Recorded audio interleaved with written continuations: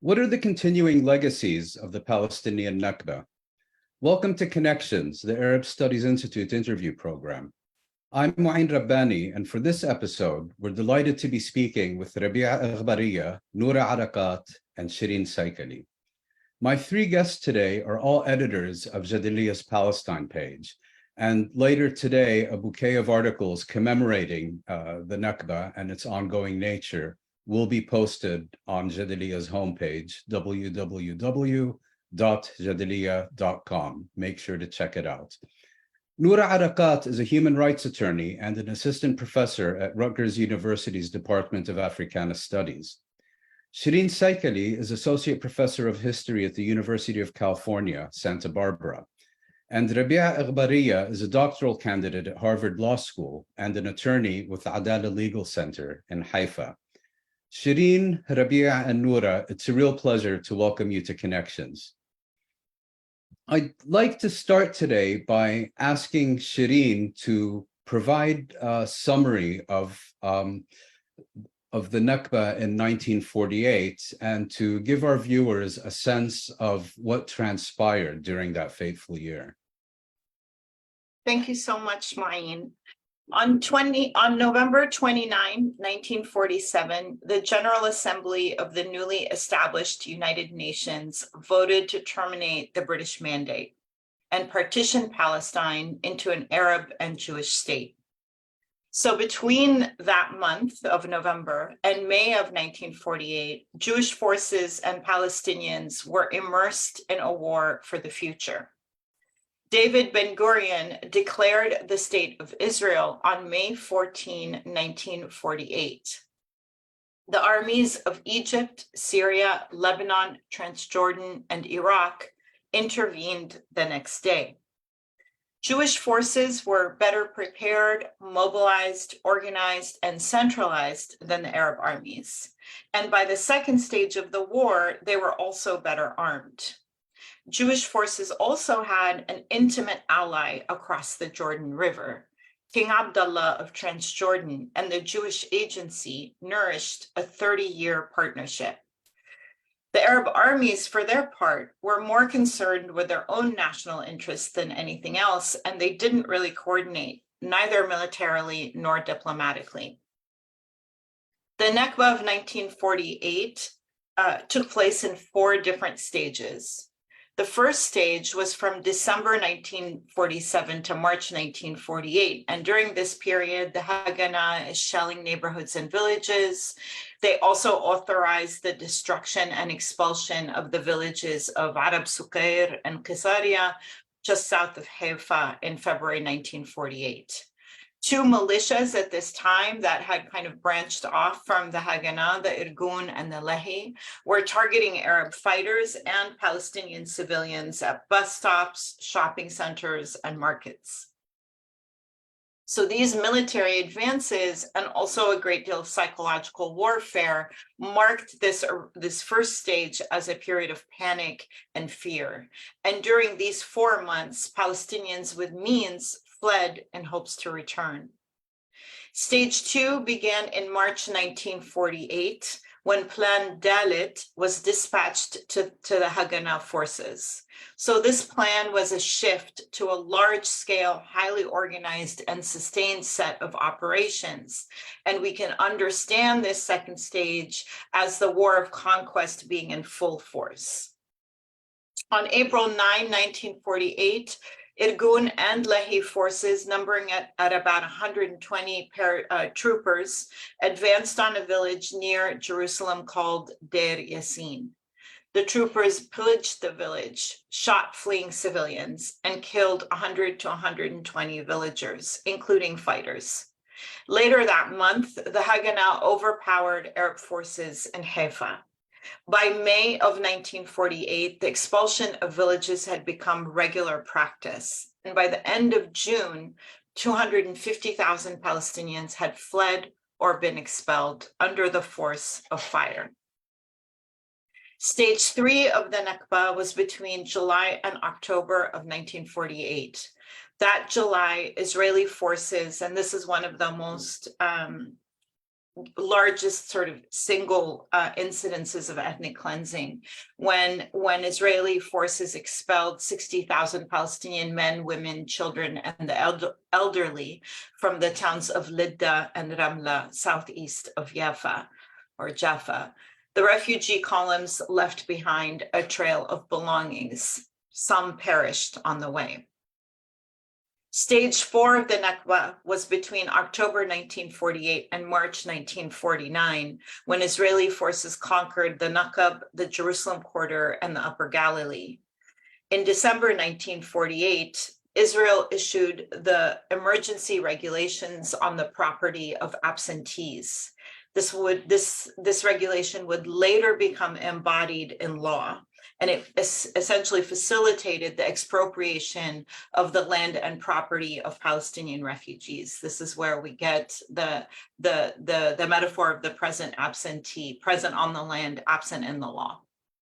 By the end of the Nakba of 1948, Israeli forces had destroyed 470 to 530 Palestinian villages. They emptied Palestinian cities and neighborhoods. Looting, massacres, and imprisonment prevailed. Incidences of rape were also reported. As a result of the Nakba, approximately 750,000 Palestinians became stateless refugees. The remaining 150,000 would become second-class citizens living under military rule in Israel. They were now strangers in their own home. For the Palestinians, this exodus and its aftermath were a full-fledged catastrophe. Sherene, thank you very much for that concise and powerful summary of the Nakba as it unfolded in 1947, 1949. And I'd now like to ask each of you, beginning with Rabea, what you consider the most important legacy of 1948 and the events Sherene has just described for us. Yeah, thank you, Mouin. Thank you, Sherene, for this incredible opening. I was thinking how to think about 48 today, 75 years later, and I think for me the most important legacy today, I could have answered it in so many ways, right? We could have said the dispossession, the ethnic cleansing, the loss of dignity, the loss of homeland, the loss of security. But I think today, what captures all of this is the structure of fragmentation that we have become for the last 75 years. And this is why we call the Nakba the ongoing Nakba, right? Because this Nakba has not ended and it is ongoing. And it unfolds in so many ways on a daily basis, whether in Palestine proper and whether in refugee camps elsewhere, whether in the diaspora and by the denial and continuous denial of Palestinians from their right of return. I think what brings these old stories together is the structure of fragmentation. This is the legacy of 1948, the shattering of Palestinians to make room or home or homeland, national home that is exclusive for Jewish nationalism, that is at the same time a settler colonial movement. So this movement, shattered and fragmented Palestinians into not only geographically or territorially today, but this regime has also developed and became so sophisticated that even today in this territory that we call Palestine, Israel, historical Palestine, we have a regime of legal fragmentation that divides the population of Palestinians and stratifies them into so many legal tiers. Sherene mentioned the second-class citizenship that was created in the aftermath immediately of 1948. But today we live in a regime where Israel controls also the West Bank, Gaza, and East Jerusalem. And each of these also have a different distinctive legal rules that apply to them. And so this is not to mention, obviously, the exclusion of refugees from this regime and their stripping of property, as also Sherene mentioned, the absentee property laws, the looting of Palestinian property, and so on. So I think today, if we think about the legacy of the ongoing Nakba, it's a legacy of fragmentation. It left us divided. It left us in a status or in a situation where the fragmentation, in fact, became the negation of Palestinian self-determination. And this is basically what the Nakba is about, right? It's for me today, when we think about 75 years of the Nakba, is thinking about also imagining how to undo this fragmentation, how to find the place to come back together despite what we have endured. And Palestinians have actually endured a lot and managed to maintain a shared sense of unity despite all these policies, despite the dispossession, despite the violence, despite the building a settler colony in Palestine at the expense of shattering Palestinian existence. We have persisted and we will persist, and this has become evident for every generation since the Nakba, especially the last 2021 Unity Intifada. So in between these themes of unity and fragmentation, I think this is the legacy of 1948 today. Thank you, Rabea. Noura, I'd like to now ask you what you consider the most important legacy of 1948. Thank you, Maureen. And thank you also, Sherene, for such a nuanced and textured description of Nakba. So often we narrate it or it's narrated for us and, this kind of moment, this, big bang that happens rather than, right? It was a set of contingencies that happens over a period of time between a period of 2 years that drove different decisions in our movement in different directions. And so also speaks to, right, the offering of Palestinian studies and how our dedication to it is also continuing to offer us always new ways of understanding ourselves and understanding our possibilities for the future. Thank you also, Rabea, for summarizing that in this lovely framework of unity and fragmentation. I want to echo that. I think for me, when you asked us the question, Maureen, I thought of it in 2 ways. I thought of it and what it meant for us, right, amongst ourselves, and what it meant for us in terms of our structure of domination. So for us, in terms of ourselves, I actually think the legacy of 1948 is, yes, it's the fragmentation for sure, but it's also the experience that actually binds Palestinians and Palestinian identity as a people, right? To think of ourselves as a singular people with a shared history, a shared language, a shared desire for a political, economic, and social future. So much of that is rooted in our shared experience. The fact that when we talk about the Nakba, we're generations out, and yet it's our experience. It's our defining experience for myself, for my parents, for my own daughter, and I'm sure for, if she ever has family, for her family as well. It's this, who are we becomes rooted in this moment. We endured an apocalypse. This was nothing short. I mean, this is the destruction, not only the removal of people, but the removal of the social fabric that united us, of our ways of life. Families were separated for years. Husbands and wives didn't know where they were. I just read a friend's story. Her parents were separated for 15 years and had to re-find one another. Or before that, before the borders become as militarized as they were more porous. So many refugees who actually tried to return during that time and then were forcibly removed again, or whose families said, we can't risk keeping you because then all of us will be removed. And so you have to go back. I mean, there's so much in that story and in that apocalypse, and yet we're here. And yet we're here. Not only have we recreated so much of that social fabric on the ground, obviously, but even in diaspora, we've been able to sustain that. And so for me, the legacy of 48 is a legacy of us, we, the people. The other part about the structure of domination is just the point that for me, I think so often, and this is also a nod to Palestinian studies, so often the story has been recreated in what, especially with the advent of Oslo and the fortress walls that it creates about a critique of Zionism as a colonial, a settler colonial movement as a racial project, what it did is it also created these temporal bounds so that we only talked about Palestine within the framework of the 1967 borders.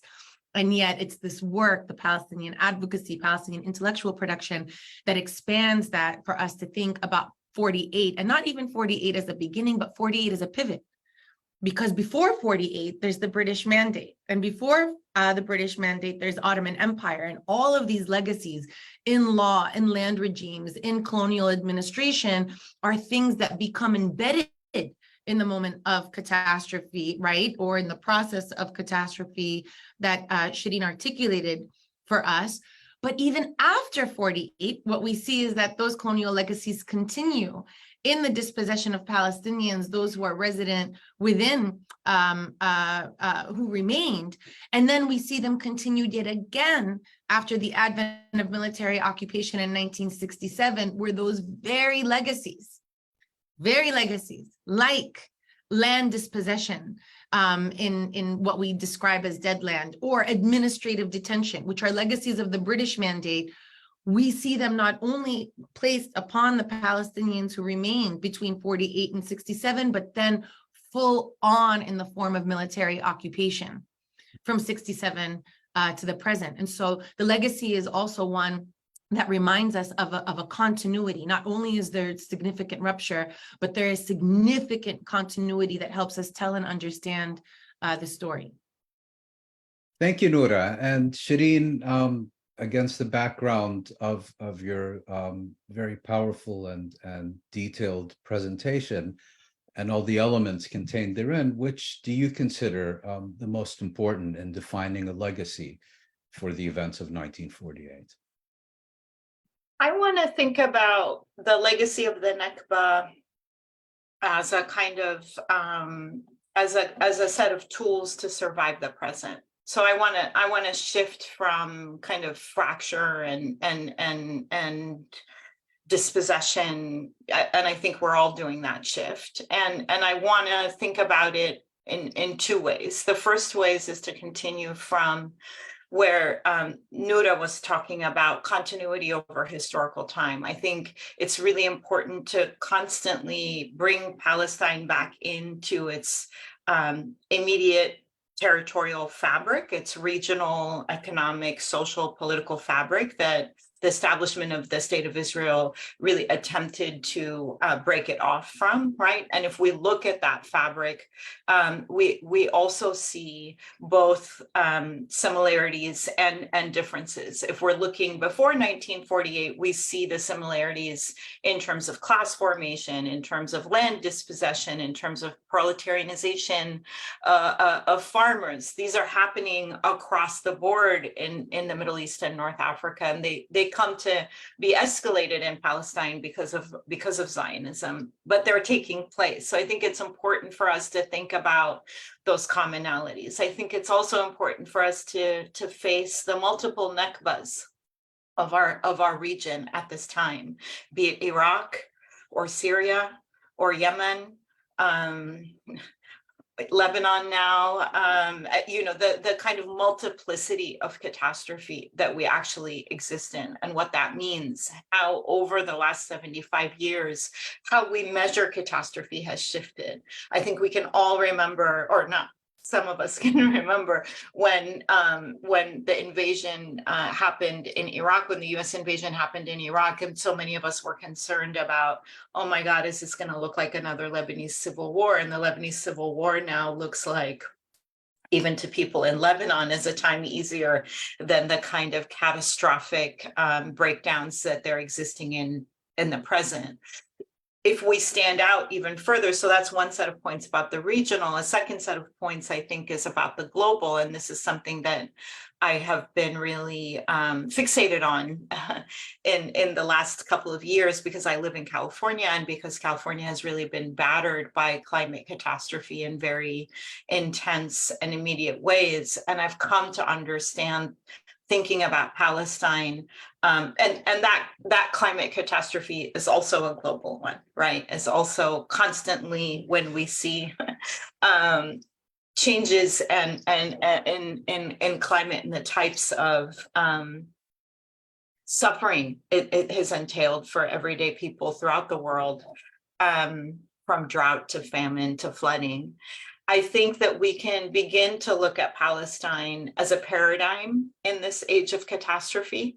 I think we can begin to look at it as a place of abundance, of lessons. I think as both Rabea and Noura were saying, what it has meant to be under this kind of longue durée, now a century of colonialism and settler colonialism, has been a kind of temporal paralysis, in a sense, right? Being stuck in this permanent temporary. And I feel like in the kind of age that we're living in now, that type of permanent temporary is a global condition. Catastrophe has become generalized in such a way that I think we can look to Palestinians to think about how to survive that. And I think we offer lessons in how to hold ground and how to plan despite the future, not for it. Thank you, Sherene. All three of you, and for that matter, many, if not most Palestinians, when they speak about the Nakba, also reference what is referred to as the ongoing Nakba. And for my next question, I'd like to ask each of you to clarify the meaning of ongoing Nakba, and if possible, with reference to a specific geography. And I'd like to start by asking Noura to clarify this term with a focus on the occupied Palestinian territories, the West Bank, including East Jerusalem, and the Gaza Strip, and then ask Rabea to focus on Palestinians inside the Green Line, and Sherene on the diaspora. Noura, if you'd like to start, please. Absolutely. So the emphasis here, and again, this is going back to what I was offering in terms of thinking about 48, not just as a particular moment, but also as a pivot for us to understand what came before and what continues to come after. Similarly, is the emphasis on understanding the process of removal for the purpose of replacement by a Zionist settler sovereign as an ongoing process, right? It doesn't stop. And this is offered to us by settler colonial studies thinkers like the late Patrick Wolf, who emphasized that, settler colonialism, the moment of invasion, right, is not a moment, but it's an ongoing process. And so on the ground for us, what is that ongoing process? How does it proceed? Because it's not done. If Zionism had been successful, we wouldn't be so controversial. Our academic production wouldn't be a threat. We wouldn't be fired. Speaker of the House, Kevin McCarthy, wouldn't shut down, Congresswoman Rashida Tlaib's event commemorating the Nakba last week, because it would be, as a non-threat, something that we can, throw up a museum and we can mention. But we continue, our existence is still a threat, an ongoing threat to Zionist settler sovereignty, which is why our very presence is what makes us always already, right, guilty. So, when we think about the shoot to kill policies of Palestinians, you don't even need to have a reason. We exist. We have the propensity, because of that existence, to trouble the stability of Zion, of Israel altogether, and therefore that makes us a threat that you can kill through outright force and then justify later. It's this existential question. It's why we become framed so racistly as a demographic time bomb. So that's just in the big picture. So what does that look like in the particular territories that you mentioned?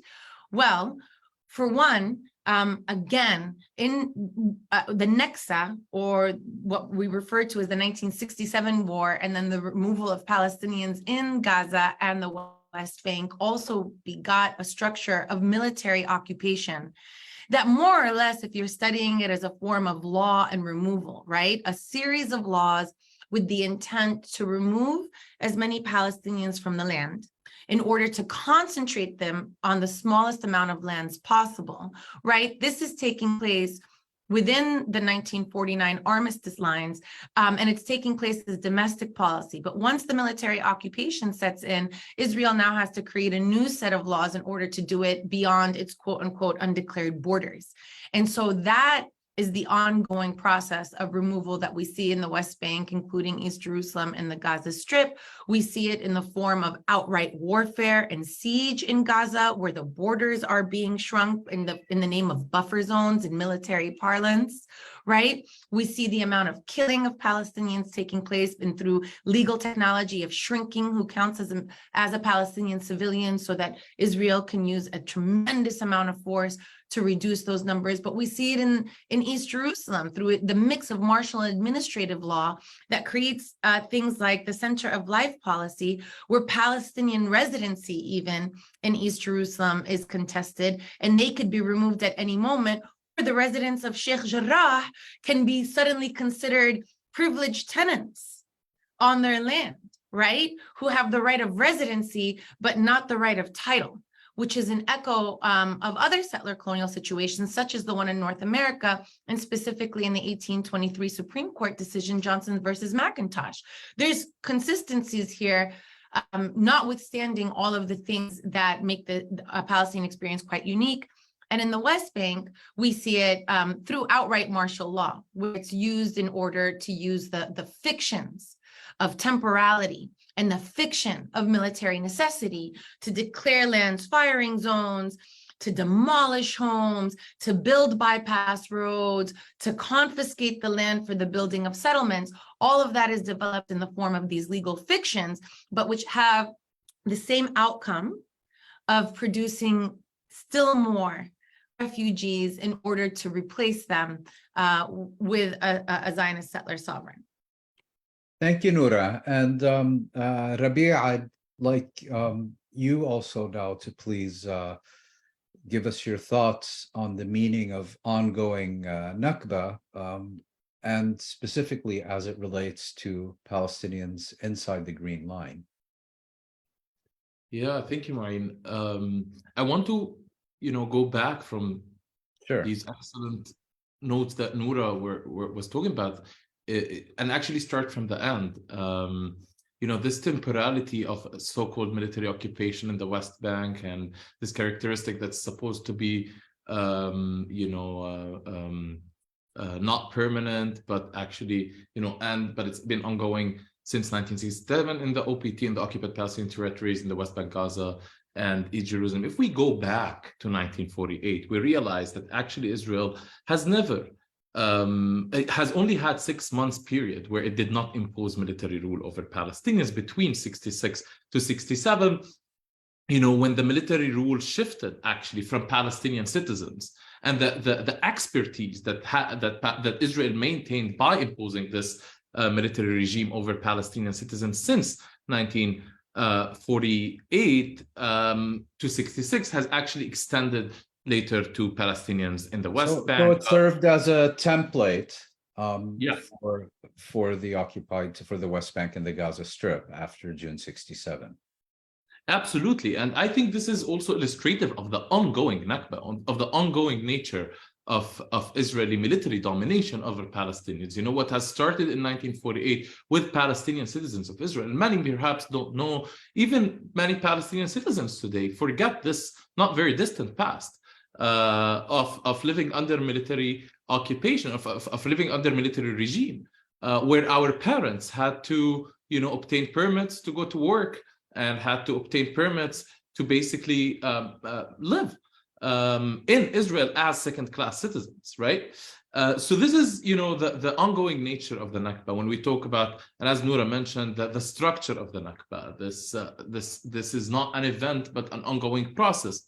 This is what we mean. We mean an everyday story, stories of dispossessions, stories of violence, and violence not only taking the form of, killing and maiming bodies, but violence that is, for example, when you become a citizen and you are, living under military rule, and need to go to work, and your land is confiscated, and laws are enacted to prevent you. And as Sherene mentioned, the term present absentee, which means you're existing as a citizen on the land, but you're denied your right to property, to your previous homes, lands. And just to clarify, this concerned not refugees in the Arab states or outside Israel's boundaries, but this concerned people who had Israeli citizenship. Absolutely. The present absentees, and I can illustrate it by, for example, my grandmother, who became a present absentee, Which is a legal definition under Israeli law, if I'm not mistaken. Yes, under the absentee refugee property laws and regulations, which is active until today, right? This is one of over 60 Israeli laws that delegate or relegate Palestinians to second-class citizenship by definition. Most famously, recently, the constitutional amendment of the nation-state law that codifies all this, fabric into in 2018. 2018 into that enshrines the Israel as a Jewish state, and being exclusive national rights for the Jewish people. So among many other things, that basically cement the structure of second-class citizenship, of apartheid, that pertains also to Palestinian citizens, despite the privileges that we as citizens still enjoy relatively to perhaps Palestinians in Gaza or in the West Bank in terms, for example, of movement rights. Mm-hmm. But still, we are talking about mass expropriation of lands that never stopped.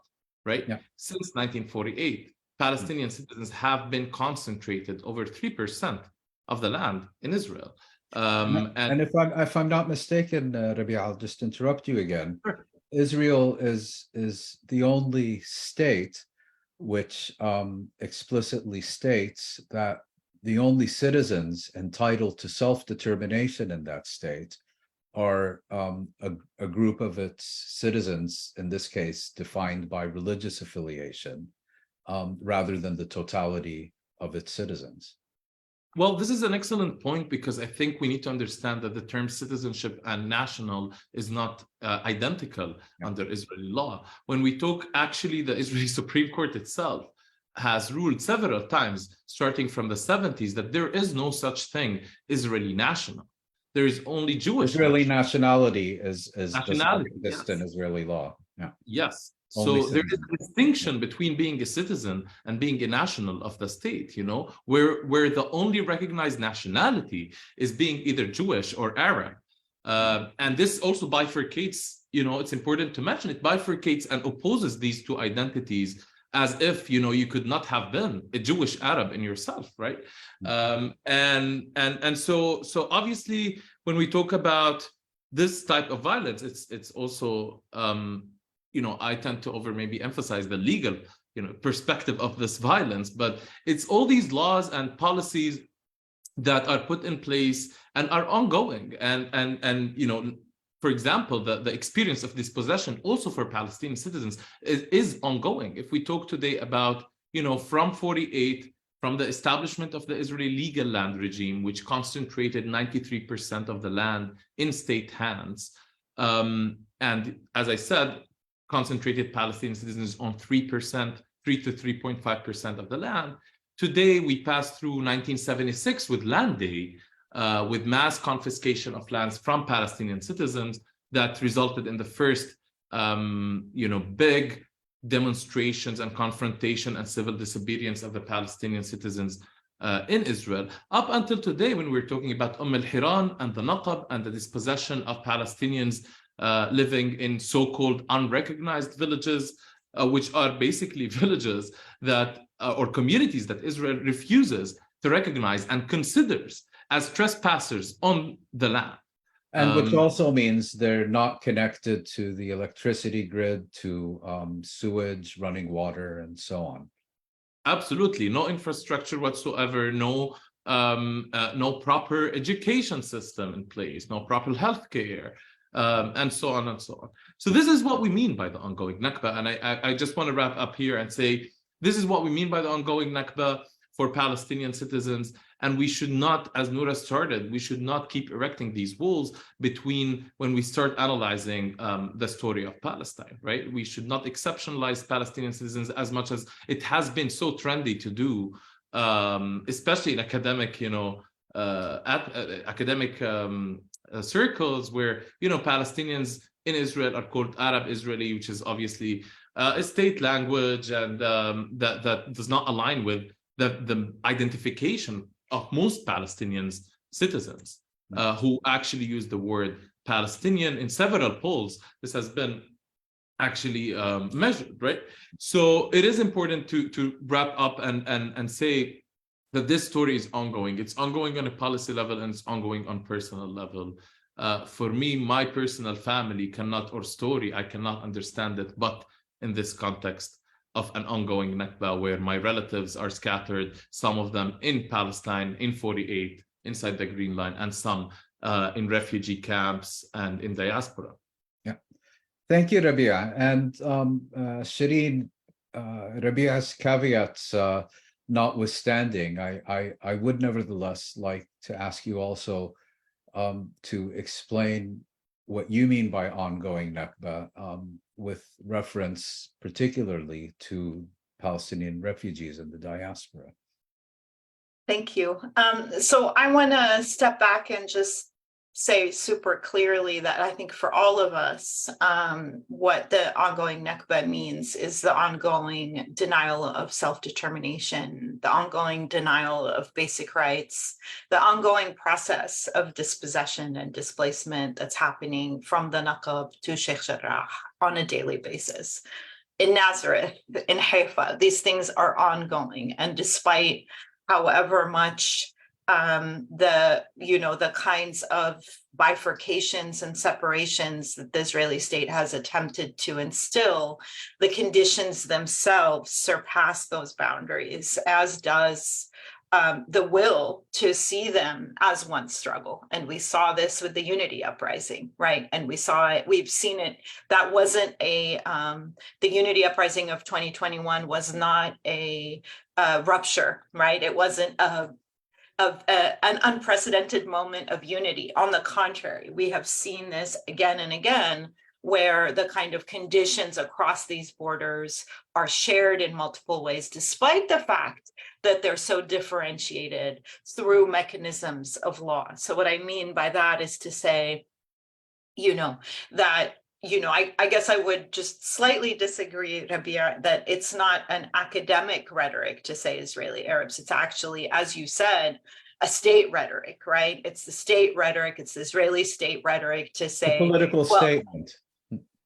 I'm sorry? It's a political statement by the state. Well, it's not just a political statement. It's also a way of seeing the world and separating and how to understand people, right? So that if you look at, I spent a great deal of time with Hebrew textbooks when I was studying Hebrew for 4 years. And there it's, we have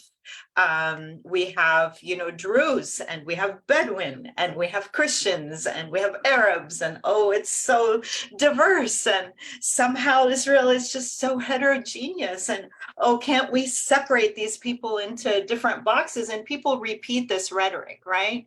And that is another kind of a reality of the ongoingness, which is the consistent epistemic erasure that we are faced with every day in this context, in every context that we reside in, the way that we have to argue for our existence, I think is really part of this violence. The other thing that I think is really important to think about that unites all of these cases is the separation from one another. And we've heard Noura talk about this, we've heard Rabea talk about this in that kind of personal, in the personal register.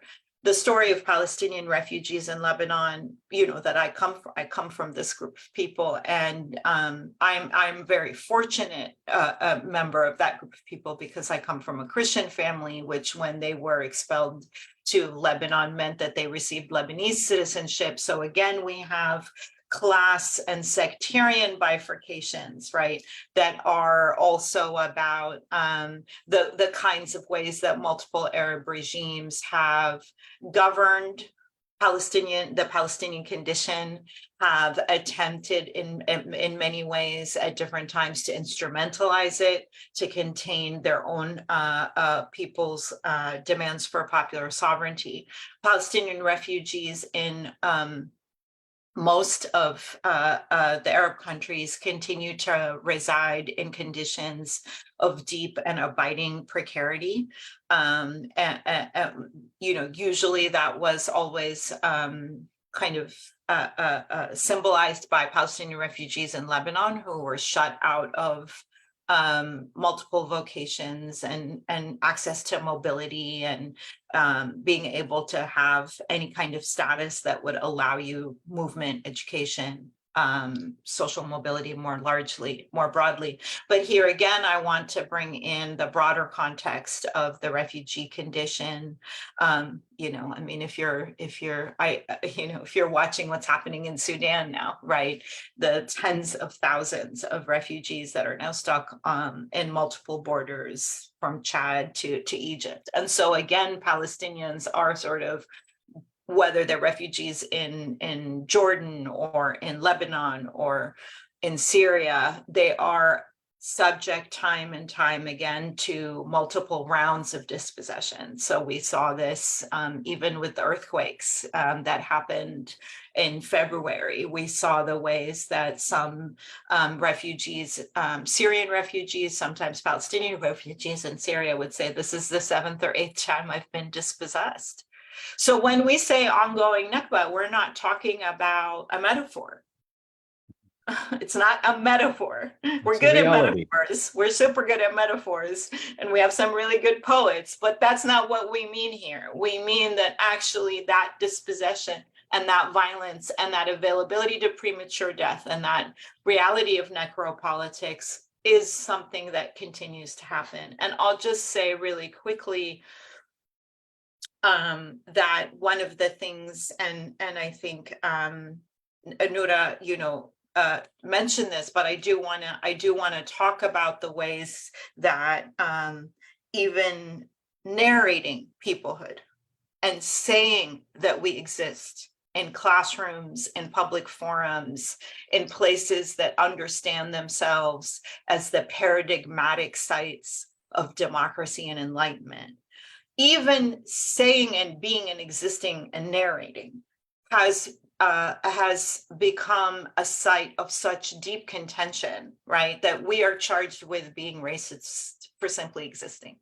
And I want to see that, I think, as Noura was inviting us to, as a register, actually, not of defeat, but as a register of triumph. And the triumph there is that no matter how deeply dispossessed and bereft the Palestinians are, morally, we own the battleground. We have owned the battleground.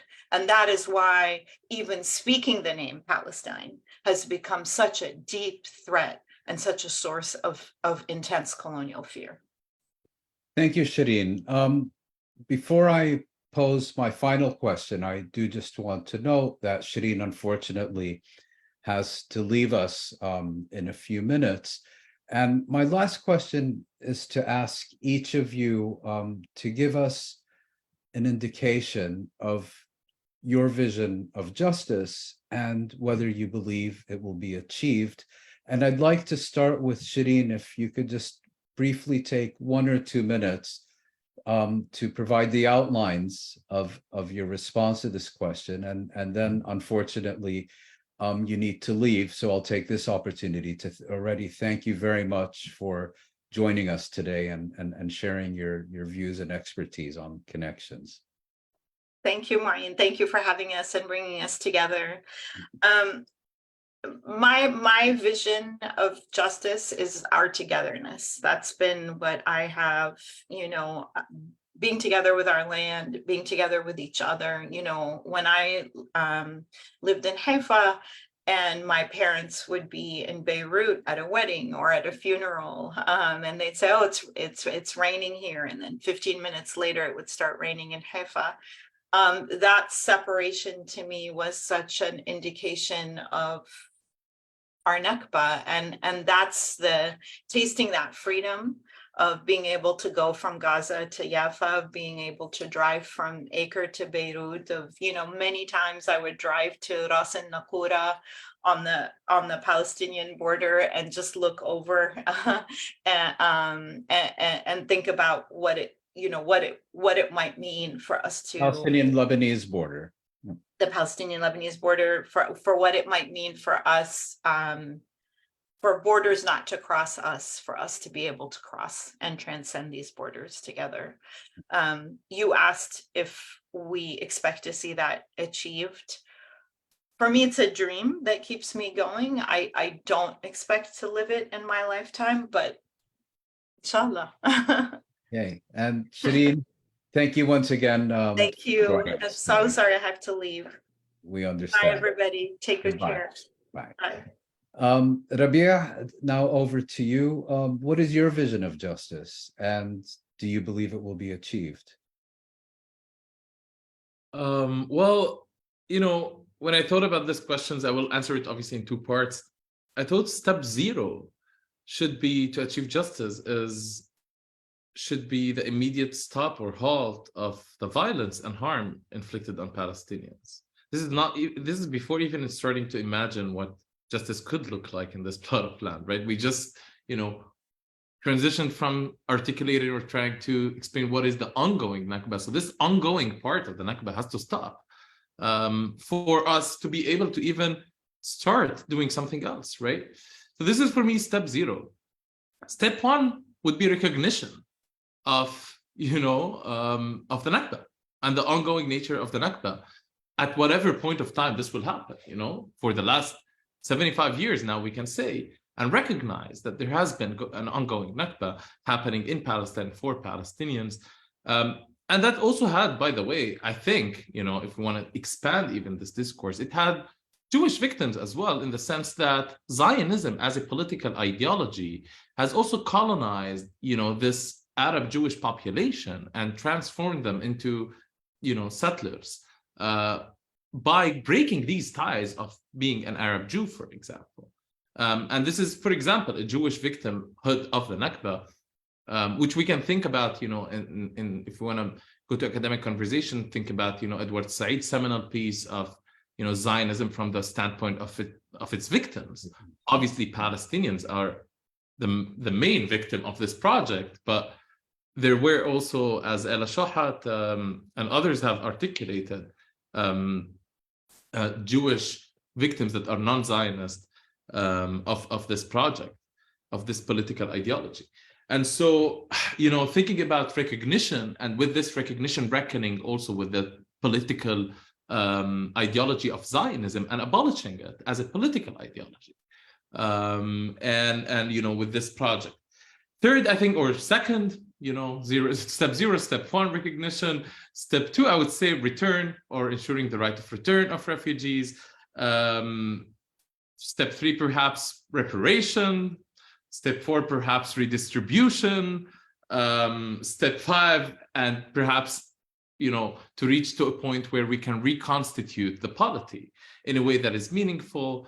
And the overall theme, I think, of this justice vision is, and I want to circle back to where I started, is undoing the fragmentation that we currently live in. So I'd like to think about it as kind of, you know, in some way, when I wrote it down, I noticed that these all start with an R. So I think about it as the 5 R's, let's say, you know, starting from the 6th would be perhaps reverse engineering the Nakba.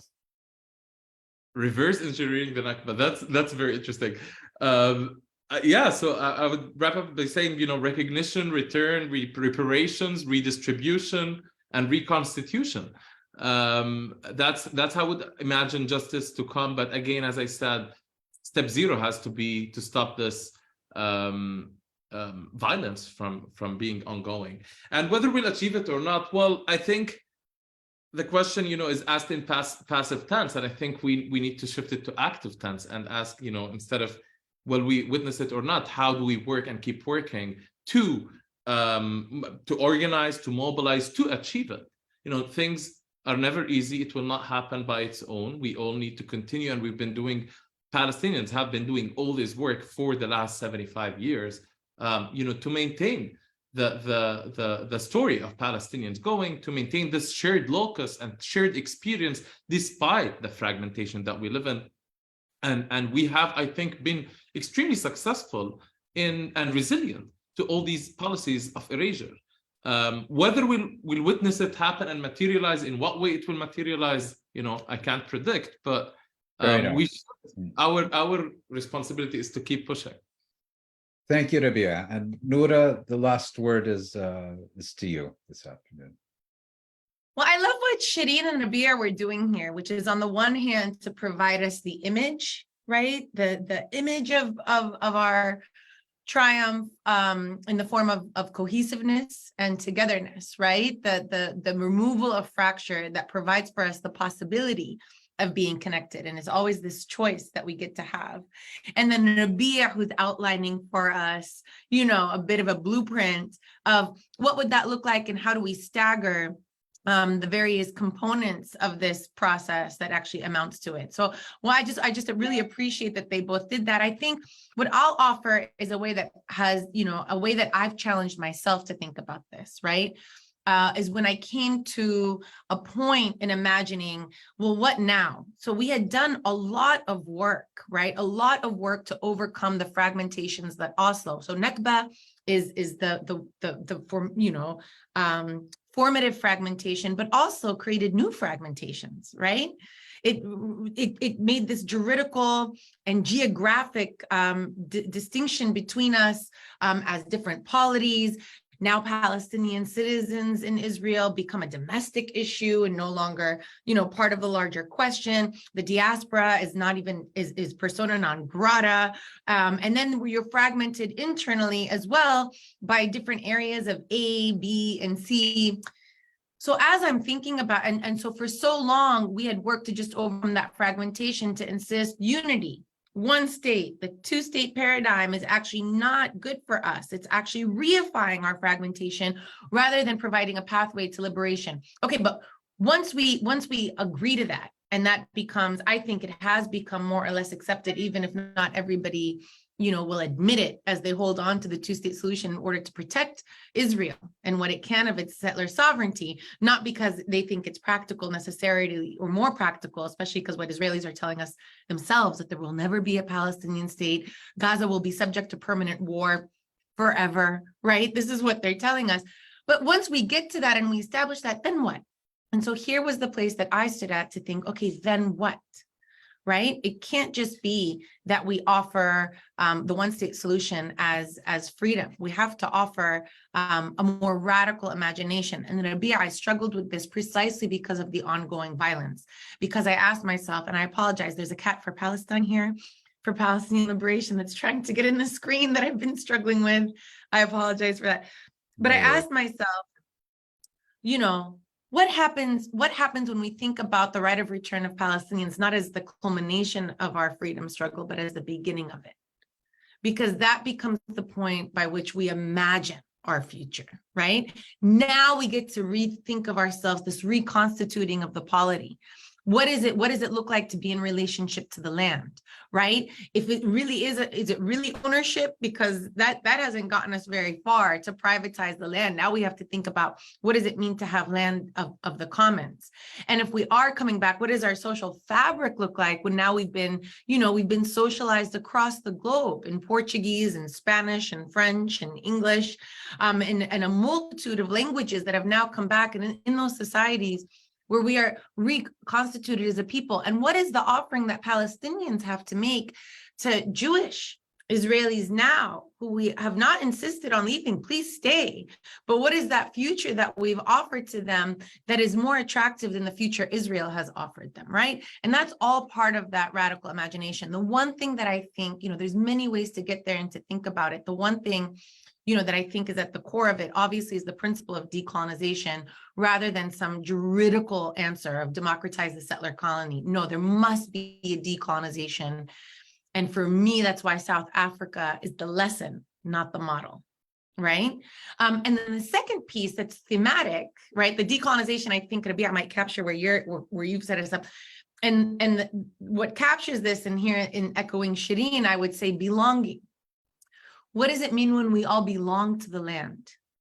Because that's an infinite equation, as opposed to the finite structure of who does the land belong to, right? And if we all belong to the land, what then kinds of relationships do we have and do we nurture? And what already of our existence and our past models that we've recreated that we can resurrect, as many Palestinians are resurrecting in the practice of indigenous resurgence, where we are creating the societies and the lifestyles and the ways of the world that we want in relation to one another and the land, that are actually preparing us for moments of, for the moment when the harm is stopped. And now we can not just destroy what we don't want, but recreate what we desire. And yes, I will live and die believing that it will happen in my lifetime. On that note, on that very hopeful note, Noura, I'd like to thank both you and Rabea, and of course Sherene, for sharing your time, your insights, and your expertise with Connections. Once again, I'd like to remind our viewers that there's a bouquet of articles and reviews that will be up later today on the website of Jadaliyya, www.jadaliyya.com, on the occasion of the 75th commemoration of the Nakba. This Wednesday, I will be speaking with Nell Gabiam about Palestinian refugees in Syria. Thank you very much. Thank you, Maureen. Thank you so much.